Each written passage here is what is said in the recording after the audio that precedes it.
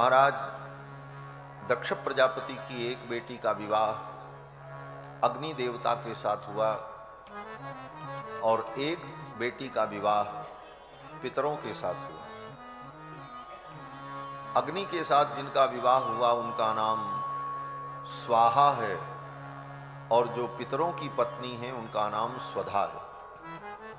स्वाहा और स्वधा इन दोनों का विवाह अग्नि और पितर के साथ हुआ और दक्ष प्रजापति की सबसे छोटी कन्या जो सती थी उनका विवाह भगवान शंकर के साथ हुआ,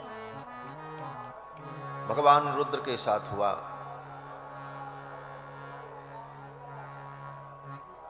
श्री विदुर जी महाराज ने मैत्रेय जी से पूछा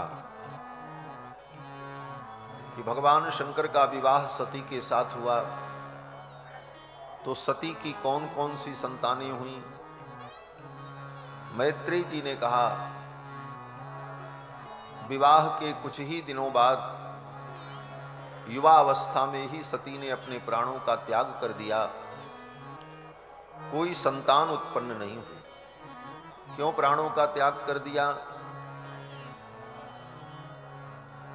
तो कहते हैं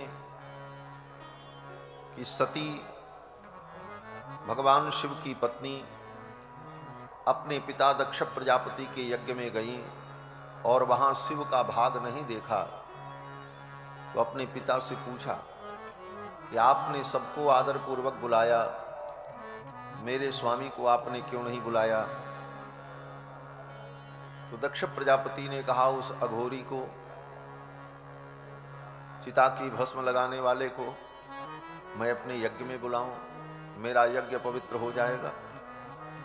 पूर्व द्वेष के कारण दक्ष प्रजापति ने भगवान शंकर को यज्ञ में नहीं बुलाया, अनादर किया। इस कारण सती को कष्ट हुआ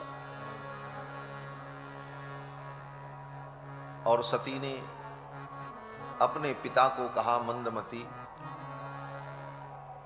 तूने भगवान शिव का अनादर किया। सती अपने पिता को मंदमती कहती। यही भारतीय नारी सती नारी का स्वरूप है। पति के विपरीत अगर पिता भी बोले, यद्यपि पिता की कृपा से ही पति की प्राप्ति होती है, पिता योग्य वर ढूंढ करके कन्यादान करता है, पिता की ही कृपा से पति की प्राप्ति होती है, लेकिन पति की प्राप्ति हो जाने के बाद नारी के लिए उसका पति ही सर्वस्व होता है। नारी के लिए पति के चरणों में पूर्ण समर्पण ही परम धर्म है, इससे बड़ा कोई धर्म नहीं। एक ही धर्म एक व्रत नेमा, काय वचन मन पतिपद प्रेमा। और पति के विपरीत वह सती भारतीय नारी अपने पिता के भी कटु वचन को नहीं सुन सकती। सती को दुख हुआ और सती ने वहीं पर प्राण त्याग देने का संकल्प किया, क्योंकि सती ने मन में सोचा मैं दक्ष की बेटी हूं, लोग मुझे दाक्षायणी कहते हैं। सती दाक्षायणी देवी पितुर्यज्ञ महोत्सवम। पिता के यज्ञ महोत्सव में सती जी गईं और वहां भगवान शंकर का भाग नहीं देखा, दुख हुआ और सती ने विचार किया कि मैं दाक्षायणी कहलाती हूं, दक्ष की पुत्री कहलाती हूं, शिवद्रोही की मैं पुत्री कहलाऊं, ये ठीक नहीं, इस शरीर को ही मैं त्याग दूंगी।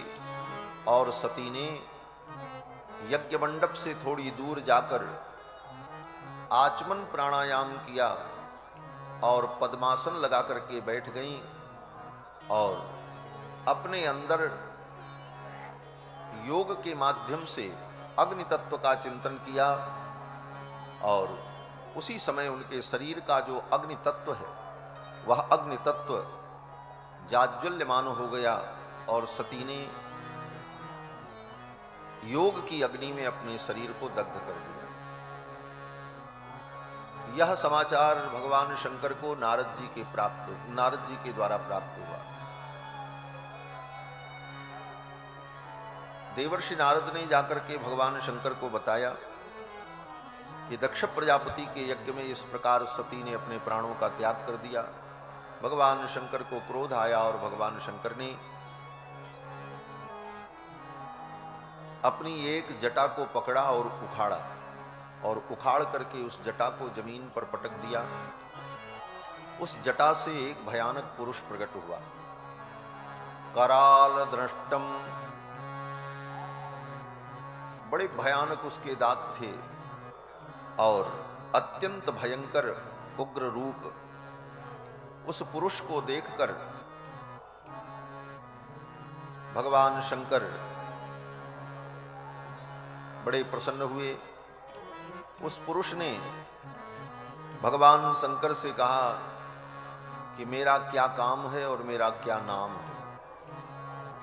भगवान शंकर ने कहा तुम्हारा नाम वीरभद्र होगा और तुम्हारा एक काम है कि जा करके दक्ष प्रजापति के यज्ञ को नष्ट कर दो। दक्षम सयज्ञम जहिमद्भटानाम त्वमग्रणी रुद्रभटाम शको में। भगवान शंकर की आज्ञा पा करके वीरभद्र चल पड़े। भूत प्रेतादि को लेकर वीरभद्र पहुंचे। वीरभद्र जब पहुंचे तो यज्ञशाला में सारी वस्तुएं अपने आप तितर बितर होने लगीं। लोग घबरा गए। श्री भृगु जी महाराज उस यज्ञ के आचार्य थे। भृगु जी ने मंत्र पढ़ करके दक्षिणाग्नि कुंड में आहुति प्रदान की और उस कुंड से 1000 विभु नाम के सैनिक प्रकट हुए। रिभु नाम के देवता प्रकट हुए और भृगु जी ने उन देवताओं से कहा यज्ञ की रक्षा करो। वे 1000 सैनिक यज्ञ की रक्षा करने में लग गए, लेकिन भगवान शंकर के गणों ने उन सब को दंडित करते हुए यज्ञ विध्वंस कर दिया और अंत में वीरभद्र ने दक्ष प्रजापति को मार डाला। दक्ष प्रजापति के सिर को तोड़कर धड़ से अलग कर दिया और यज्ञ कुंड में डाल दिया। फिर तो बड़ा हाहाकार मचा। ब्रह्मा जी आए, भगवान विष्णु आए, सबने देवताओं से कहा भगवान शंकर को प्रसन्न करो।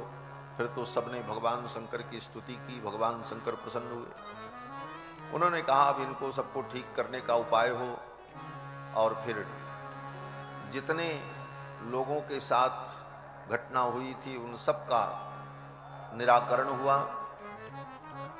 पूषा देवता का दांत टूट गया था, तो उनके लिए ये निर्णय हुआ कि अब यज्ञ में ये पुरोडास ग्रहण नहीं करेंगे। अब ये यज्ञ में यवागु ग्रहण करेंगे। और भृगु जी महाराज जो यज्ञ के आचार्य थे, उनके केशमश्रु को, उनकी दाढ़ी मूछ को नोच लिया था। बोले इनका क्या होगा? बोले बकरे की जो दाढ़ी है वही इनको लगा दी जाए। और उसी यज्ञ मंडप में जो बकरे का सिर रखा हुआ था, क्योंकि दक्ष प्रजापति जो यज्ञ कर रहे थे वो बृहस्पति सव नाम का यज्ञ था। उन यज्ञों में पशु की हिंसा अनिवार्य होती है। पशु के अंगों से ही आहुति दी जाती है। पशु के क्रोध को, जाघनी को, उसके शरीर के और जो अनेक अंग हैं तत्त देवताओं के लिए निकालकर घृत में सिक्त करके भिगोकर और उसे यज्ञ की अग्नि पर ही परिपक्व करके और फिर यज्ञ कुंड में मंत्र पूर्वक आहुति दे दी जाती। तो उस बकरे का जो सिर बचा हुआ था, उसकी जो दाढ़ी थी वही दाढ़ी भृगु जी को लगा दी गई। और ये हुआ कि दक्ष प्रजापति को अब कैसे ठीक किया जाए। तो अश्वनी कुमार जो देवताओं के वैद्य हैं, उन्होंने उस बकरे के सिर को दक्ष प्रजापति के धड़ पर रखकर उनको जीवित कर दिया। दक्ष प्रजापति का सिर बकरे का हो गया, लेकिन ये दक्ष प्रजापति को अच्छा नहीं लगा और फिर समय आने पर दक्ष प्रजापति ने अपने उस शरीर को त्याग दिया। और उसके बाद दक्ष प्रजापति प्रचेता के पुत्र बनकर के प्रकट हुए और पुनः इनका विवाह हुआ पंचजन की बेटी अस्किनी के साथ, और फिर उससे अनेक संतानें हुई और सृष्टि का विस्तार हुआ। ये सब वर्णन सुखदेव जी ने राजा परीक्षित को सुनाया। सती जी जब प्राण त्याग रही थीं तो उन्होंने भगवान शंकर से प्रार्थना, भगवान श्री हरि से प्रार्थना की कि मेरा अगला जन्म कहीं भी हो, मैं भगवान शंकर की ही प्रिया बनूं, यही कामना की। सती मरत हरिसन बर मांगा, जन्म जन्म शिवपद अनुरागा, तेहि कारण हिमगिर गृह जाई, जन्मी पार्वती तनु पाई। इसी कारण से सती अगले जन्म में पर्वत की पुत्री, हिमालय की पुत्री बनकर के प्रकट हुई और उनका नाम पार्वती पड़ा और फिर उनका विवाह भगवान शंकर के साथ हुआ। ये सब चरित्र सुखदेव जी ने राजा परीक्षित को सुनाया। मनु जी महाराज के जो पुत्र हुए उत्तानपाद, उत्तानपाद के चरित्र का वर्णन करते हुए सुखदेव जी ने सुनाया कि उत्तानपाद के पुत्र ध्रुव जी महाराज भगवान के परम भक्त हुए, जिन्होंने 5 महीने की कठिन तपस्या में भगवान का दर्शन प्राप्त किया, भगवान का साक्षात्कार प्राप्त किया। ध्रुव जी भगवान के परम भक्त हैं।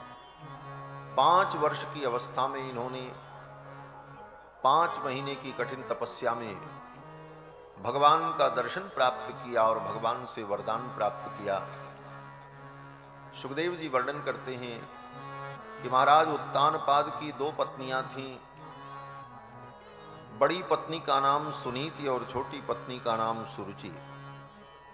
बड़ी पत्नी के पुत्र महाराज ध्रुव और छोटी पत्नी के पुत्र उत्तम।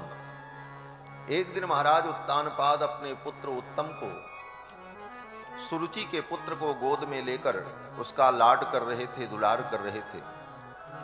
उसी समय 5 वर्ष के ध्रुव जी महाराज खेलते हुए कहीं से आए, देखा पिता के गोद में उत्तम बैठे थे।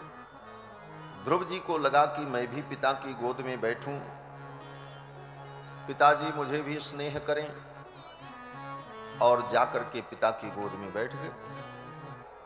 बगल में बैठी हुई सौतेली मां को अच्छा नहीं लगा और सौतेली मां ने ध्रुव का हाथ पकड़ा और खींच करके गोद से उतार दिया, सिंहासन से नीचे उतार दिया। सौतेली मां सुरुचि ने कहा कि नवत्स निपतेर धृष्ण्यम भवानारोढ़ुमर्हति। हे वत्स, तुम इस सिंहासन पर, इस धिषण पर, इस गद्दी पर बैठने के अधिकारी नहीं। ध्रुव जी ने कहा क्यों? तो कारण बताया। न गृहीतो मया यत्त्वं कुक्ष्वावपि नृपात्मजः। यद्यपि तुम राजपुत्र हो, लेकिन मेरी कोख से पैदा नहीं हुए।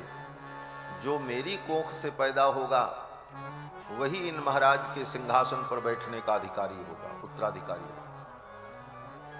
इतनी बड़ी बात सौतेली मां ने 5 वर्ष के बालक को कही। ध्रुव जी को बड़ा दुख हुआ। ध्रुव जी ने कहा तो फिर मुझे क्या करना पड़ेगा?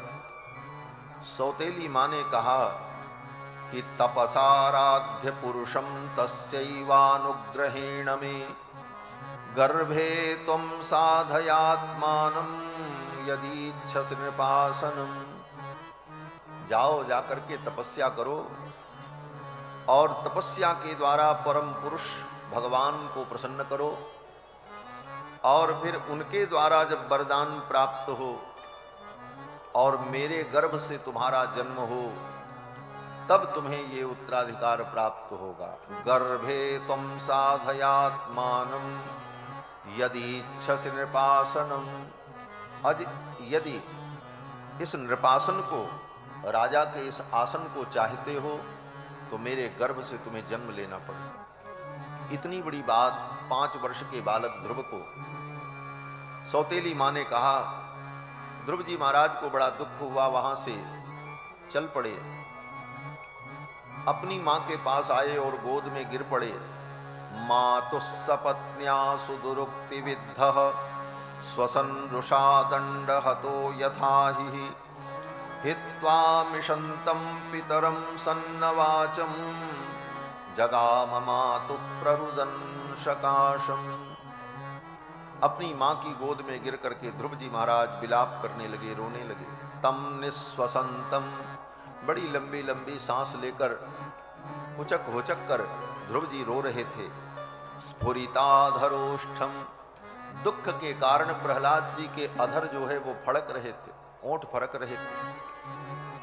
सुनीतिरुत्संग उदूह्य बालम, सुनीत ने अपने बालक को खींच करके छाती से लगा लिया।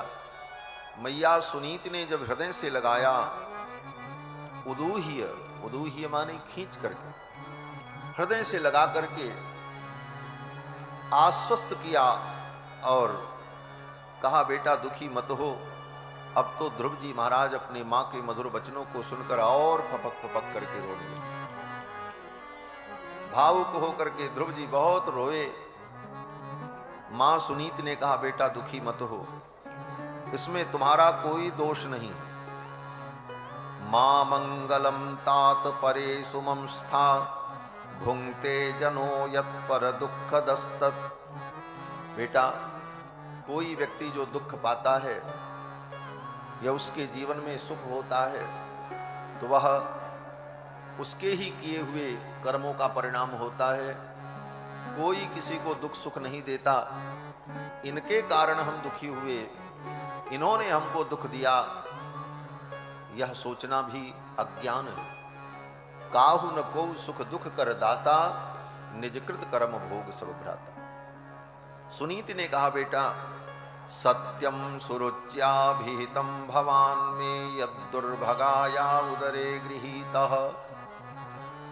तुम्हारी सौतेली मां सुरुचि ने ठीक कहा है, मेरी जैसी अभागिनी के गर्भ से तुम्हारा जन्म हुआ, इसीलिए आज तुमको ये दुख हो रहा है। लेकिन हे बेटा तुम भगवान का भजन करो।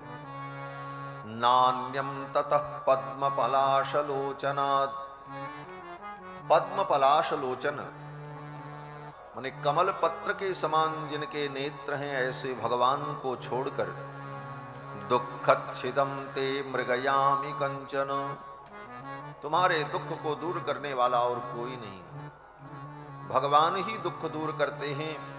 इसलिए किसी से आशा मत करो, भगवान परम पुरुष की आराधना करो।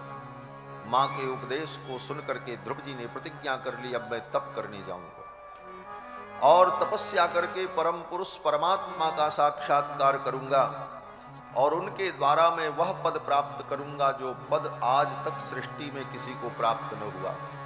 ये राजा का पद क्या, ये गद्दी क्या, वह पद मैं प्राप्त करूंगा जो आज तक किसी को न मिला हो। और यह दृढ़ संकल्प लेकर के ध्रुव जी महाराज चल पड़े। जब ध्रुव जी महाराज तपस्या करने के लिए चल पड़े, उनकी मां ने आशीर्वाद देकर के विदा किया। ध्रुव जी जब चले तो रास्ते में नारद जी मिल गए। भगवान ने कृपा करके देवर्षि नारद को भेजा ध्रुव का मार्गदर्शन करने के लिए। जब कोई जीव भगवान की प्राप्ति के लिए आगे बढ़ना चाहता है तो भगवान स्वयं कृपा करके उसका मार्गदर्शन करने के लिए किसी आचार्य को, किसी गुरु को, किसी सत्पुरुष को भेज देते। इसीलिए कहा कि भगवान की कृपा से आचार्य की प्राप्ति होती है और आचार्य की कृपा से भगवान की प्राप्ति होती है। सिंहवन गुप्ति न्याय के द्वारा जैसे जंगल की सुरक्षा शेर से होती है, जंगल में शेर रहता है इसलिए जंगल में कोई जाता नहीं है। जंगल सुरक्षित रहता है।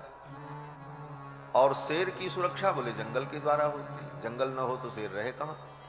तो जिस प्रकार से सिंह वन गुप्त न्याय से सिंह की रक्षा जंगल से और जंगल की रक्षा सिंह से, उसी प्रकार आचार्य की कृपा से भगवान की प्राप्ति और भगवान की कृपा से आचार्य की प्राप्ति। ध्रुव जी महाराज तपस्या करने के लिए चल पड़े। नारद जी आए और नारद जी ने पूछा, बेटा क्या करने जा रहे हो?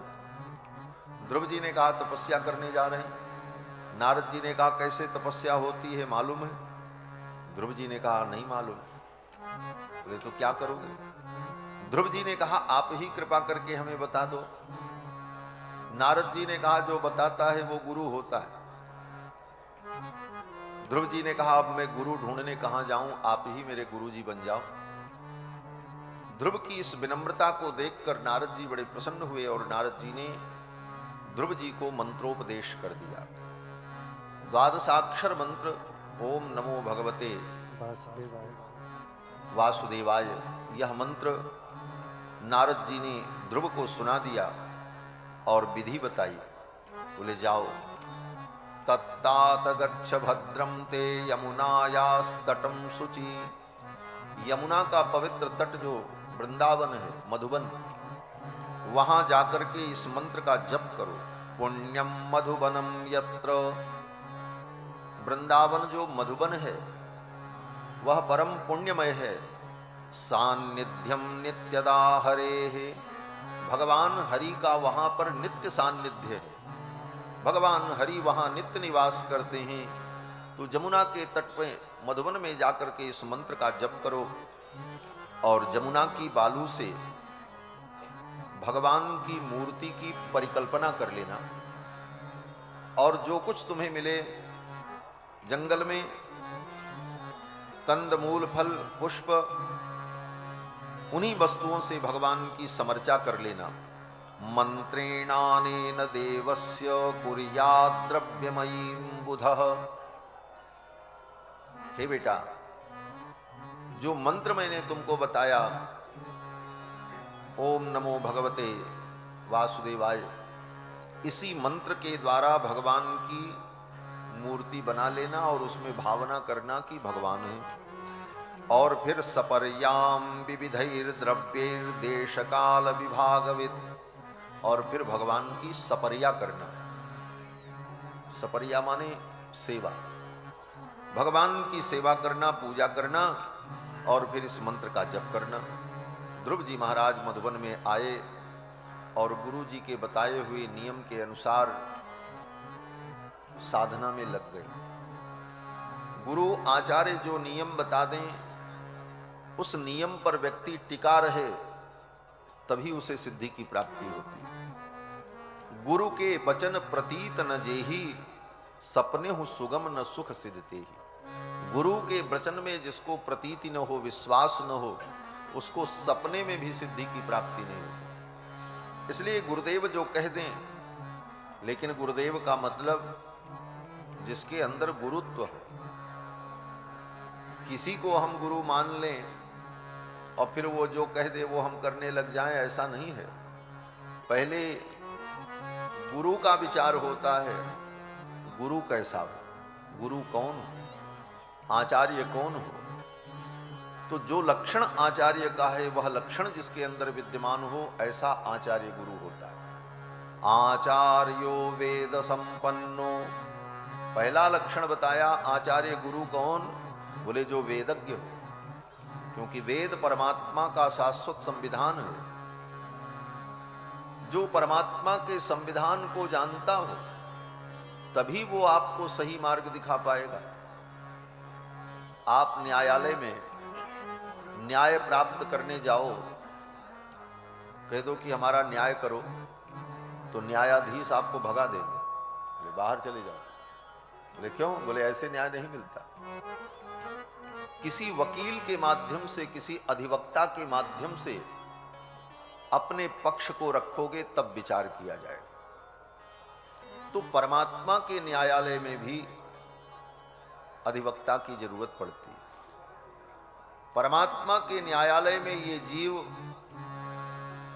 न्याय प्राप्त करने के लिए जाए तो बिना अधिवक्ता के वो खड़ा हो जाए तो परमात्मा भी नहीं सुनेंगे, क्योंकि वो परम स्वतंत्र हैं। परम स्वतंत्र न सिर पर कोई।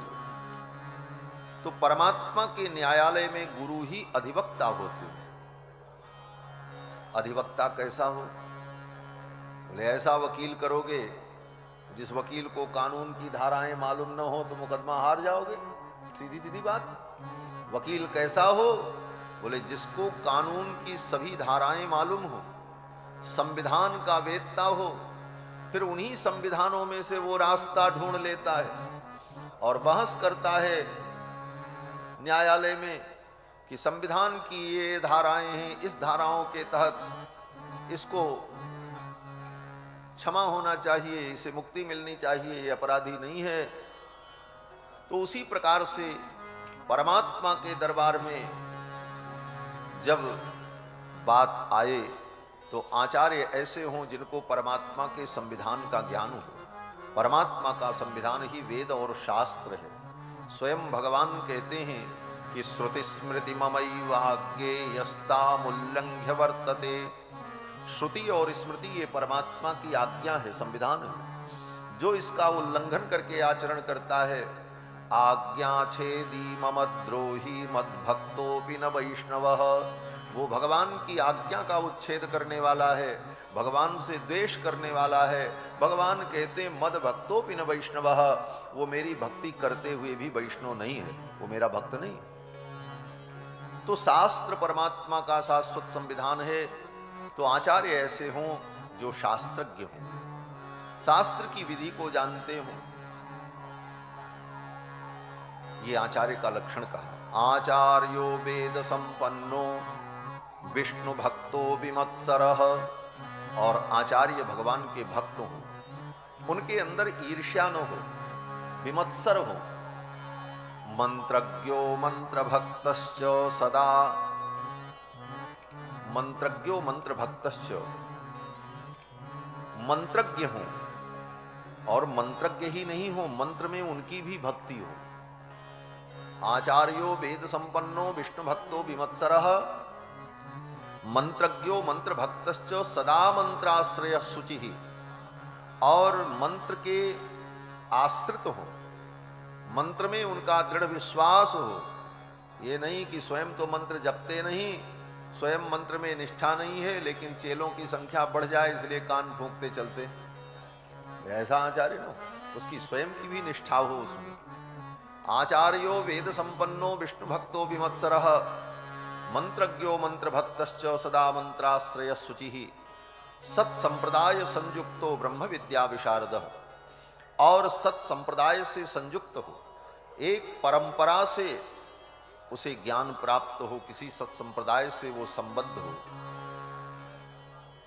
ऐसे आचार्य के द्वारा जो उपदेश प्राप्त हो, उस उपदेश को व्यक्ति पालन करे तो उसे सिद्धि की प्राप्ति हो जाती है और उसका परम कल्याण होता है। नारद जैसे महापुरुष ने ध्रुव जी को विधि बताई, उपदेश किया।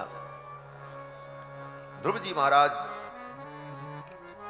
मधुबन में पहुंचे और बताए हुए नियम के अनुसार उन्होंने मंत्र का जप प्रारंभ किया।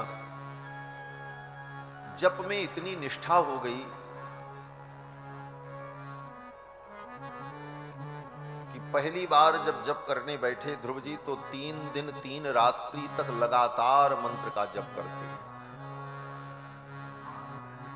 हमारे पूज्य स्वामी जी महाराज कहा करते थे कि ये मंत्र ब्रह्म बीज है। ब्रह्म बीज सब जगह नहीं जमता है। ब्रह्म बीज जब तक परिपक्व न हो तब तक वो अंकुरित नहीं होता। परिपक्व कैसे होता है? बोले जैसे वृक्षों में पीपल और बट वृक्ष ये ब्रह्म बीज है, ब्रह्म वृक्ष, इनको ब्रह्म वृक्ष कहा जाता है। पीपल के वृक्ष के नीचे और बट वृक्ष के नीचे प्रतिवर्ष लाखों अरबों की संख्या में पीपल और बट के बीज गिरते हैं।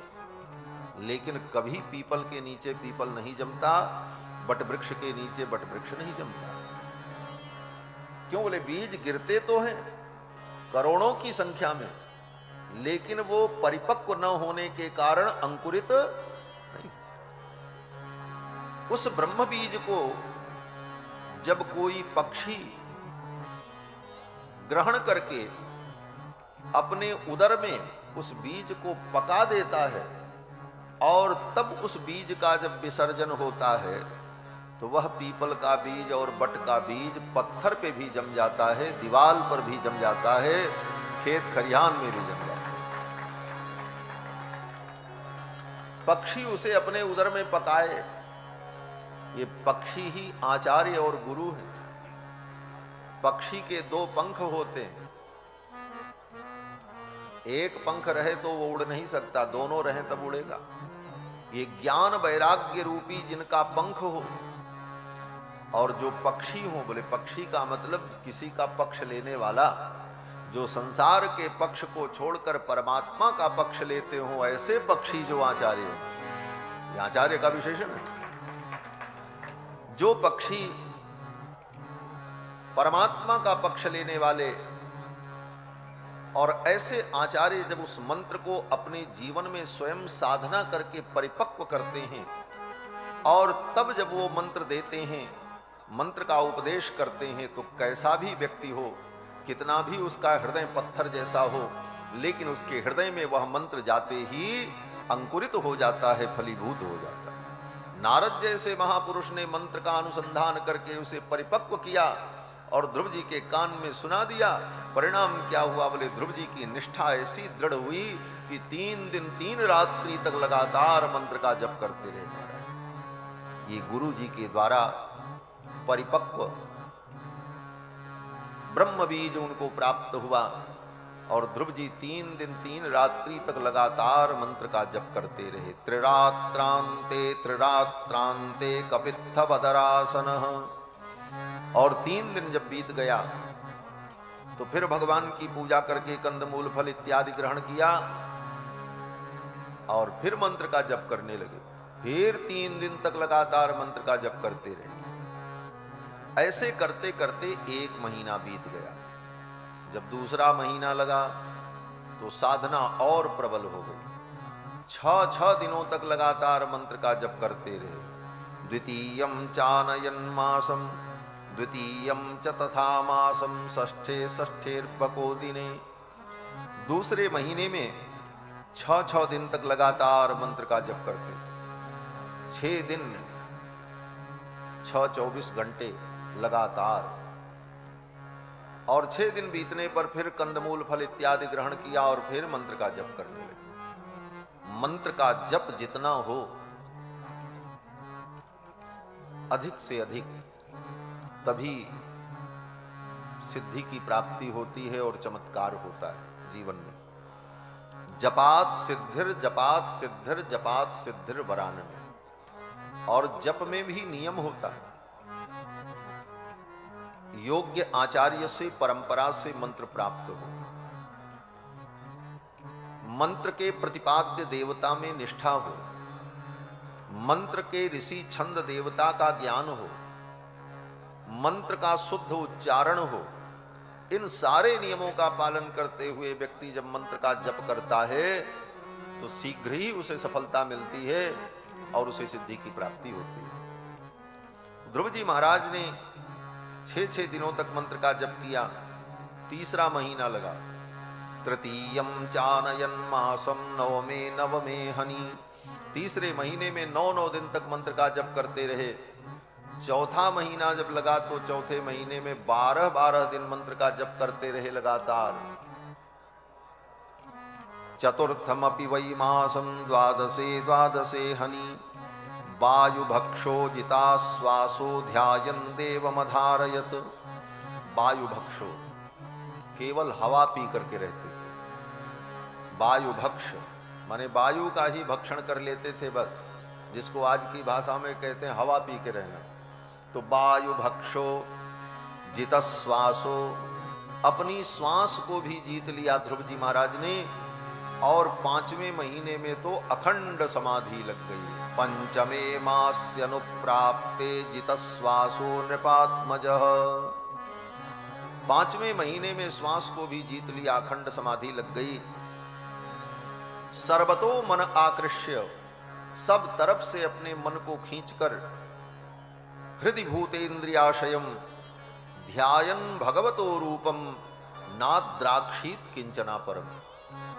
अपने मन को समस्त विषयों से हटाकर एकमात्र भगवान में लगा दिया। ध्यायन भगवतो रूपम नाद्राक्षीत किंचना परम। ध्रुव जी के हृदय में भगवान को छोड़ करके और किसी भी विषय का स्मरण न रहा। परिणाम बोले ध्रुव की ये समाधि जब लगी, सारे देवता व्याकुल हो गए। सभी देवताओं ने भगवान से जाकर के कहा अब तो हम मर जाएंगे। बोले तपस्या ध्रुव जी कर रहे हैं और परेशानी देवताओं को हो रही है। देवताओं ने भगवान से कहा महाराज हम तो मर जाएंगे, हमारी सांस फूल रही है। भगवान ने कहा मां भयिष्ट बालम तपसो दुरत्ययान निवर्तयिष्ये प्रतियात स्वधाम। हे देवताओं, आप लोग अपने अपने धाम को जाओ, चिंता मत करो। बालक ध्रुव तपस्या कर रहा है, उस कारण से ये हुआ है। मैं जा रहा हूं और जाकर के ध्रुव का मनोरथ पूर्ण करूंगा। ये कह करके भगवान ने देवताओं को विदा कर दिया। हमारे पूज्य स्वामी जी महाराज कहा करते थे कि कोई व्यक्ति तपस्या उपासना करे तो देवताओं को परेशानी होती, उनकी सांस फूलने लगती। देवताओं ने यही कहा कि नैवं विदामो भगवन् प्राणरोधम। हे भगवान, हमारा प्राण अवरुद्ध हो रहा। तो स्वामी जी महाराज इसका समाधान कहते थे कि जैसे कोई व्यक्ति तपस्या करने लग जाता है और कठिन तपस्या करता है तो ब्रह्मांड की संपूर्ण शांति एक जगह पर केंद्रित होने लगती है उसकी तपस्या के कारण। और जब पूरे ब्रह्मांड की शांति एक जगह केंद्रित होने लगती है तपस्या के कारण, तो बाकी लोग अशांत होने लगते हैं, देवता भी अशांत होते हैं। तब भगवान को आना पड़ता है, भाई क्या चाहिए, किस लिए तुम तपस्या कर रहे हो इतनी कठिन? पूरा ब्रह्मांड अशांत हो जाएगा, तुमको जो चाहिए वो प्राप्त कर लो और इस तपस्या को अब बंद कर दो। इसीलिए भगवान को आना पड़ता है। बोले महाराज इसमें क्या गलती है? कोई व्यक्ति तपस्या कर रहा है, पूरे ब्रह्मांड की शांति उसके पास आ गई, तो इसमें अन्याय क्या है? बोले अन्याय तो नहीं है, लेकिन व्यवस्था बिगड़ जाती है। जैसे कोई व्यक्ति बहुत पैसे वाला हो और अपने आदमियों को प्रयाग जनपद के सभी प्रवेश रास्तों पर खड़ा कर दे और बोले जितना माल यहां आए, चीनी चावल गेहूं घी सब खरीद लो, जितना दाम हो उससे ज्यादा दे करके खरीद लो, स्टोर करो। वो पैसा दे करके खरीद रहा है, अधिक दाम दे करके ले रहा है, लेकिन परिणाम क्या होगा? बोले नगर में हाहाकार मच जाएगा, आपूर्ति बंद हो जाएगी। आपूर्ति बंद होने पर सरकारी कर्मचारी परेशान होंगे, क्या मामला है? तब आना पड़ेगा और आकर के कहना पड़ेगा भाई इतना स्टोर तुम क्यों कर रहे हो? जितनी जरूरत है वो रख लो, बोलो बाकी छोड़ो।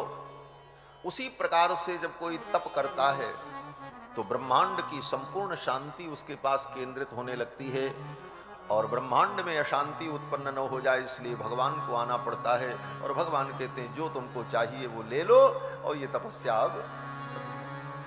लेकिन ये नियम सकाम तप के लिए, निष्काम भाव से कोई भगवान के लिए तप करे, बोले उससे ऐसा नहीं होता। सकाम भाव से तप कर रहे थे ध्रुव जी महाराज कि हमें पिता का उत्तराधिकार मिले, मुझे उत्तम पद मिले, इसलिए भगवान को आना पड़ा। और भगवान जब पहुंचे तो सहस्र शीर्षापि ततो गरुत्मता मधोर वनम भृत्य दिदृक्षयागतः। मधुबन में भगवान सहस्र शीर्षा वेदव्यास जी कहते हैं कि सहस्र शीर्षापि ततो गरुत्मता, गरुण वाहन सहस्र शीर्षा पुरुष भगवान मधुबन में आए। क्यों आए? बोले भृत्य दिदृक्षयागतः, अपने भक्त ध्रुव का दर्शन करने के लिए आए, अपने भक्त ध्रुव को दर्शन देने के लिए आए। ऐसा नहीं कहते, ऐसे भक्त का दर्शन करने के लिए भगवान आए। भृत्य दिदृक्षयागतः, जब आए भगवान तो ध्रुव जी की तो आंखें बंद थी, वो तो अपने हृदय के अंदर भगवान का दर्शन कर ही रहे थे। हृत पद्म कोशे स्फुरितम तडित प्रभम, उनके हृदय कमल के अंदर तडित प्रभम, बिजली के समान चमकता हुआ दिव्य भगवान का स्वरूप प्रकाशित हो रहा था। अपने हृदय के अंदर ही ध्रुव जी भगवान का दर्शन कर रहे थे और भगवान सामने आ गए। भगवान ने देखा ये अपने हृदय में मेरे रूप का दर्शन कर रहा है, इसके हृदय में जो मेरा रूप है वो तिरोहित हो जाए तो इसकी समाधि छूट जाए। भगवान ने संकल्प किया, ध्रुव जी के हृदय में जो भगवान का स्वरूप प्रकाशित हो रहा था, अचानक वह रूप तिरोहित हो गया। तिरोहितम सहसैवोपलक्ष्य, अचानक वो रूप जब तिरोहित हुआ तो ध्रुव जी व्याकुल हो गए, मेरा ध्यान कैसे टूट गया। और ध्रुव जी की आंखें खुली, और ध्रुव जी ने जब आंख खोली तो क्या देखते हैं, हृदय के अंदर जिस रूप का दर्शन कर रहे थे वही भगवान सामने शंख चक्र गदा पद्म धारण किए हुए खड़े थे। सशंख चक्रम सकिरीट कुंडलम सपीत वस्त्रम सरसीरुहेक्षणम सहार वक्षस्थल कौस्तुभश्रियम नमामि विष्णुम शिरसा चतुर्भुजम। शंख चक्र गदा पद्म धारण किए, पीतांबर बनमाला विभूषित भगवान नारायण ध्रुव की आंखों के सामने खड़े थे। ध्रुव जी ने देखा करोड़ों करोड़ों ब्रह्मांड के स्वामित्व को सूचित करने वाला किरीट मुकुट भगवान के मस्तक पर शोभा को प्राप्त हो रहा था।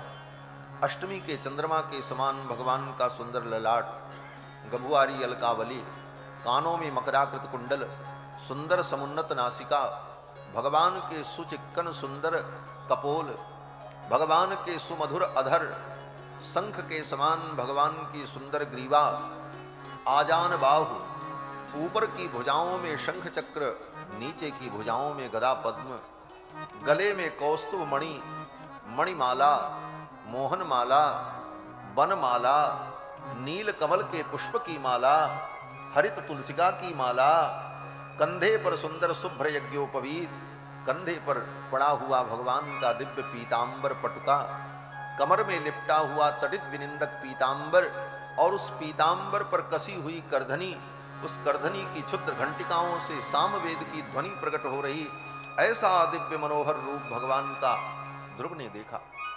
भगवान के दिव्य पादारविंद, जिन चरणारविंदों की एक रज कणिका को प्राप्त करने के लिए ब्रह्मादिक देवता भी तरसते रहते हैं। यो ब्रह्म रुद्र शिव नारद व्यास मुख्यैहि आलक्षितो न सहसा, ऐसे भगवान के दिव्य पादारविंद को देखा और ध्रुव जी सोचने लगे, भगवान मेरे सम्मुख खड़े, मैं इनकी स्तुति कैसे करूं, क्या करूं। ध्रुव जी सोच ही रहे थे, तब तक भगवान ने अपने ज्ञानमय शंख को ध्रुव के गाल में सटा दिया। अपने हाथ में भगवान ने जो शंख ले रखा था, उस शंख को, और शंख में भी जो हिस्सा मुख में लगा करके बजाया जाता है, उस हिस्से को भगवान ने ध्रुव के गाल में ऐसे सटाया।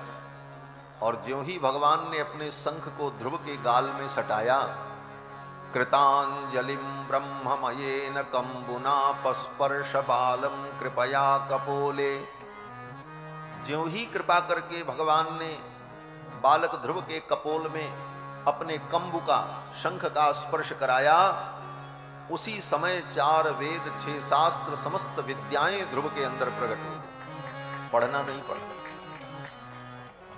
न गुरुकुल गए, न कॉपी किताब की जरूरत पड़ी, समस्त विद्याएं ध्रुव जी के अंदर प्रकट हो गई। सवई तदैव प्रतिपादितम गिरम दैवीं परिज्ञात परात्मनिर्णयः स वै तदैव प्रतिपादितां गिरं दैवीं परिज्ञात परात्मनिर्णयः। पर तत्व का निर्णय करने वाली जो बुद्धि है, जो ज्ञान है, ऐसा ज्ञान प्राप्त हुआ ध्रुव जी को। ज्ञान तो बहुत लोगों को प्राप्त होता है, बहुत कुछ रट लेते हैं, याद कर लेते हैं, उपस्थित भी रहता है, लेकिन भ्रम बना रहता है। निर्भ्रांत ज्ञान, जहां कोई संदेह न बचे, ऐसा ज्ञान होना बड़ा कठिन है। और ऐसा ज्ञान तो भगवान की कृपा से ही होता है, ऐसा ज्ञान पढ़ने से नहीं होता। इसीलिए कहा, पोथी पढ़ी पढ़ी जग मुआ, पंडित भयान कोय, ढाई आकर प्रेम का पढ़े सो पंडित हो। तो भगवान की कृपा से वो ज्ञान, निश्चयात्मिका बुद्धि उत्पन्न होती है कि परमात्म तत्व में हमारी बुद्धि निश्चय को प्राप्त कर ले। विराजिए महाराज। श्री सीतारामचंद्र भगवान की जय। तो यह निश्चयात्मिका बुद्धि भगवान की कृपा से प्राप्त होती है। सवै तदैव प्रतिपादितां गिरं दैवीं परिज्ञात परात्म निर्णयः। ध्रुव जी को तत्वबोध प्राप्त हो गया, समस्त विद्याएं प्राप्त हो गई ध्रुव जी को। और फिर ध्रुव जी ने तो भगवान की बड़ी सुंदर स्तुति की। योऽन्तः प्रविश्य मम वाचमिमां प्रसुप्तां संजीवयत्यखिल शक्तिधर स्वधाम्ना अन्यास्तहस्तचरणश्रवणत्वगादीन् प्राणान् नमो भगवते पुरुषाय तुभ्यम्। ध्रुव जी महाराज भगवान की स्तुति करते हैं और कहते हैं, हे भगवान, आपने मेरे अंतःकरण में प्रविष्ट होकर मेरे प्रसुप्त ज्ञान को आपने जागृत कर दिया। ध्रुव जी कहते हैं, आपने हमको ज्ञान नहीं दिया, आपने मेरे ज्ञान को जगा दिया। बड़ी सूक्ष्म बात है। योऽन्तः प्रविश्य मम वाचमिमां प्रसुप्तां। मम वाच, हमारी जो वाणी है, हमारा जो ज्ञान है, उसको भगवान ने केवल जगाया है। यही वेदांत का सिद्धांत भी है। जितना ज्ञान भगवान के अंदर है, उतना ही ज्ञान आपके अंदर भी है और हमारे अंदर भी है, लेकिन वो प्रसुप्त है। इन साधनों से उसे धीरे धीरे जगाया जाता है। कौन सा साधन? बोले, यज्ञेन दानेन तपसा अनाशकेन ब्राह्मणा विविदिशन्ति। यज्ञ के द्वारा, दान के द्वारा, तप के द्वारा, तीर्थ के द्वारा, उपासना के द्वारा, चिंतन के द्वारा उस ज्ञान को हम धीरे धीरे जगाते हैं। तो कुछ तो जगता है, लेकिन पूरा पूरा नहीं जगता। पूरा तो तब जगे जब भगवान की कृपा।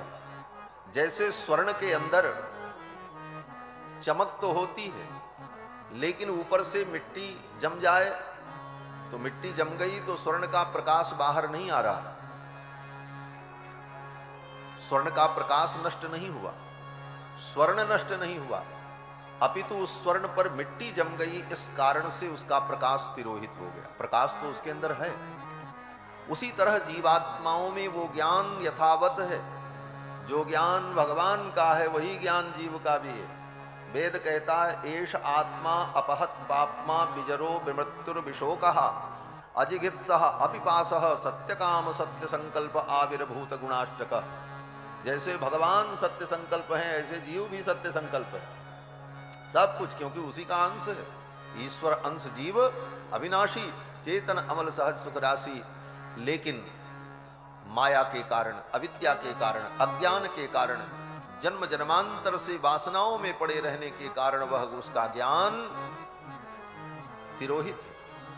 भगवान कृपा कर दें तो वो ज्ञान जागृत हो जाए और स्वरूप का बोध प्राप्त हो जाए। भगवान ने कृपा कर दी, ध्रुव जी का ज्ञान जागृत हो गया।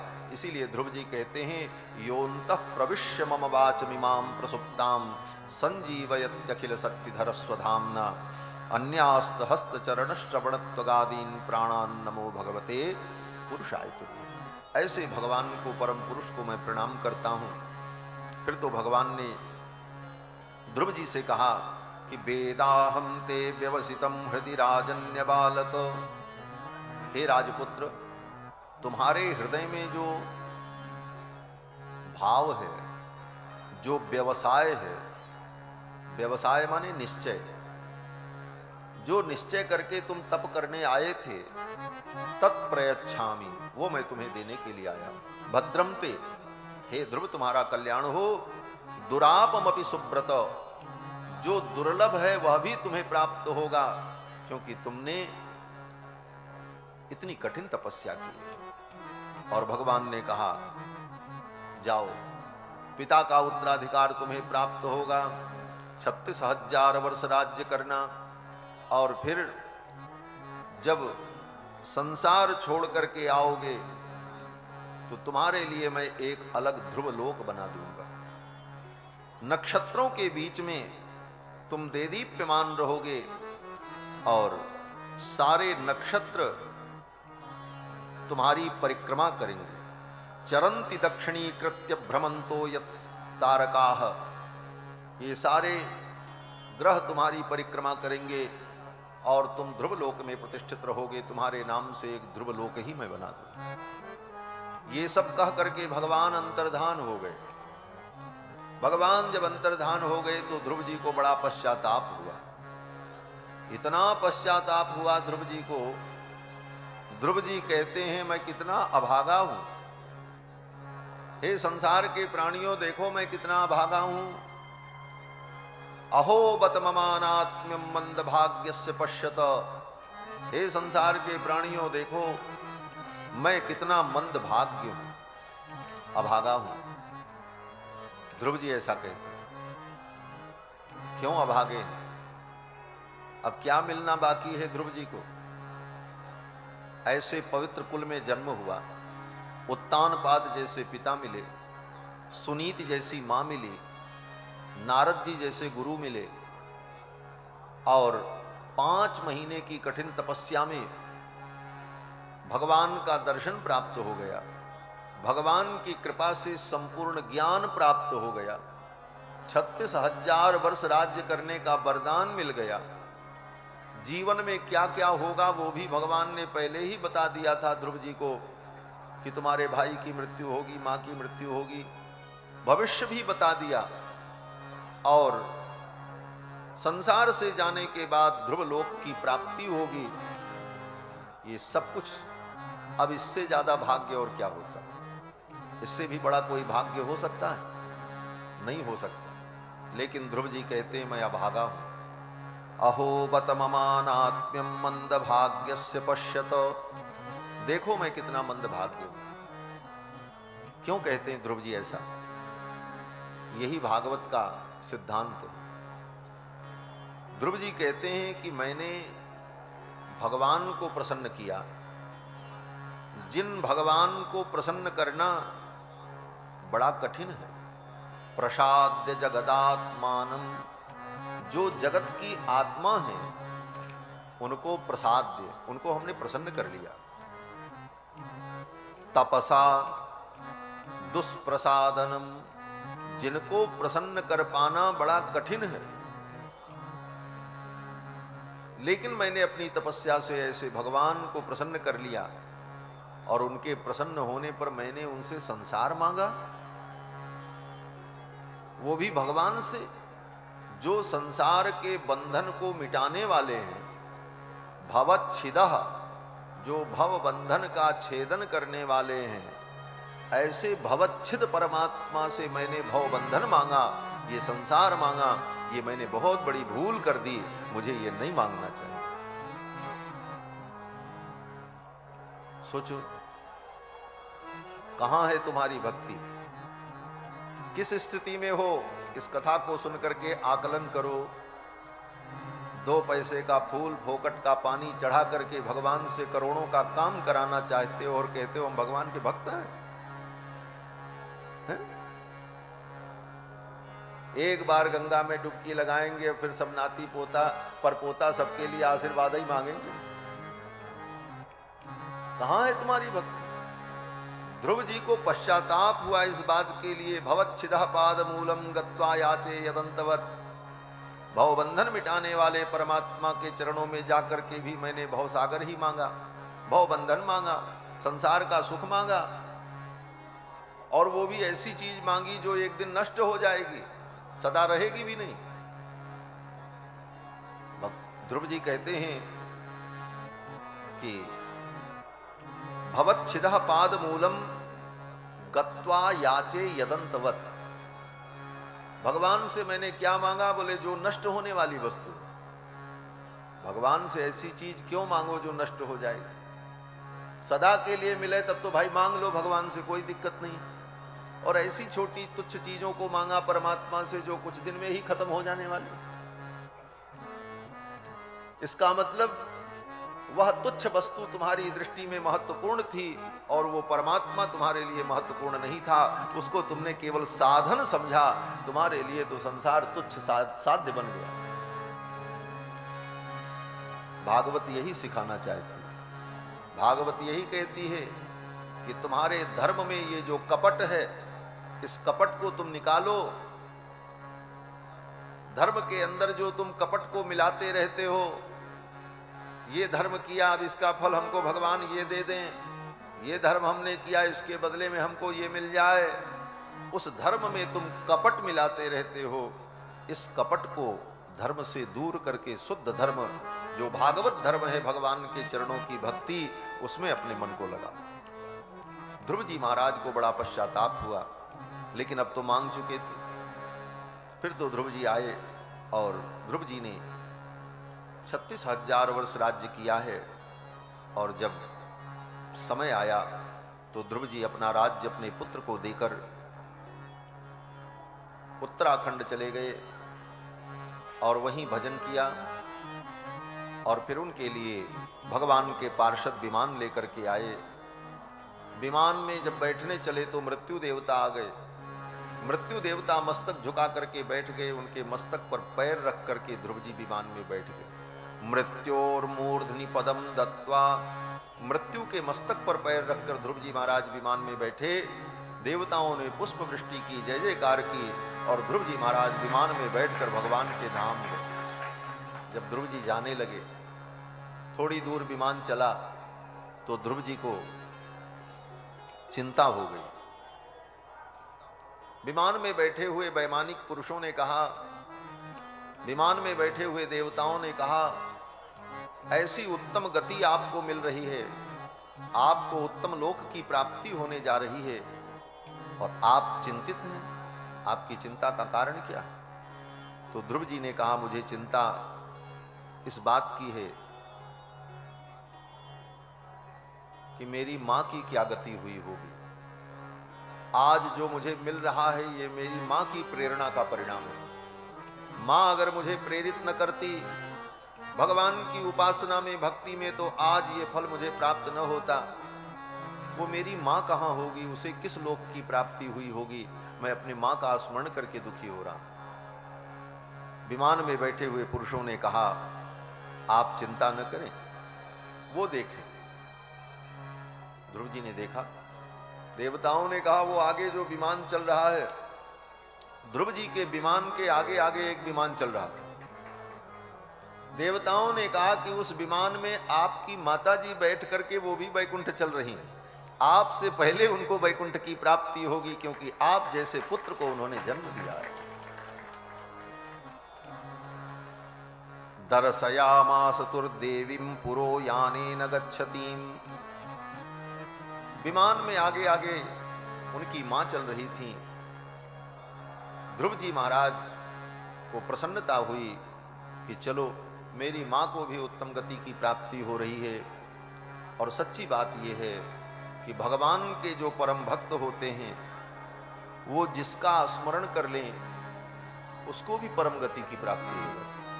भले उसके अंदर योग्यता न हो, लेकिन भगवान के भक्त मुक्त होने के बाद जिसका स्मरण कर लें, जिसे याद कर लें, वो भी मुक्त हो जाता है। ये वेद का सिद्धांत है। छांदोग्य उपनिषद में वेद भगवान कहते हैं कि स यदि पितृलोक कामो भवति संकल्पादेवास्य पितरः समुपतिष्ठन्ति। वो मुक्तात्मा भगवान का भक्त अगर अपने पिता का स्मरण कर ले तो उसके पिता भी मुक्त हो जाते हैं। स यदि पितृलोक कामो भवति संकल्पा देवास पितर समुपतिष्ठन्ति, उसके देव पिता उपस्थित हो जाते वहां। अगर वो अपनी माँ का स्मरण कर ले तो उसकी माँ को भी मुक्ति मिल जाती है, वो अपने मित्रों का स्मरण कर ले तो उसके मित्र भी मुक्त हो जाते हैं। यह उस मुक्तात्मा की विशेषता बताई गई। ध्रुव जी महाराज को परम गति की प्राप्ति हुई।